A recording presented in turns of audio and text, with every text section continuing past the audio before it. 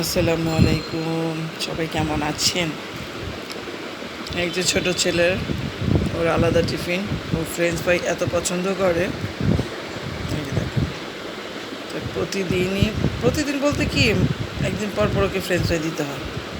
তো আজকে বেসন আর চালের গুঁড়ো দিয়ে মিক্সড করে করেছি। তো দেখলাম একটু মচমচে ভালোই হয়েছে। এই দেখেন, আমার একটা কি ভাঙবো তোমার টিফিনের থেকে? একটা ভাঙবো? এই দেখো, এই দেখো ভালো মচমচ হয়েছে। এই যে, তো ও কিছুতেই, আমি বলছি আমি স্যান্ডউইচ বানিয়ে দিতে, না সে স্যান্ডউইচ নেবে না, সে এইটাই নেবে ফ্রেঞ্চ ফ্রাই। ওর ফ্রেন্ডরাও নাকি অনেক পছন্দ করে।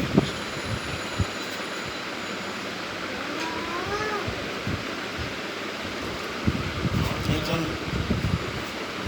এখান থেকে নিলে নাও, এখান থেকে নাও, কি হচ্ছে ধরো। দেখেন ফ্রেঞ্চ ফ্রাই দেখে লোভ লেগে গেছে যে। এই দেখেন আরেকজন খাবে, দেখছেন বাচ্চা টিফিনে থেকে। বলো। আল্লাহ হাফেজ।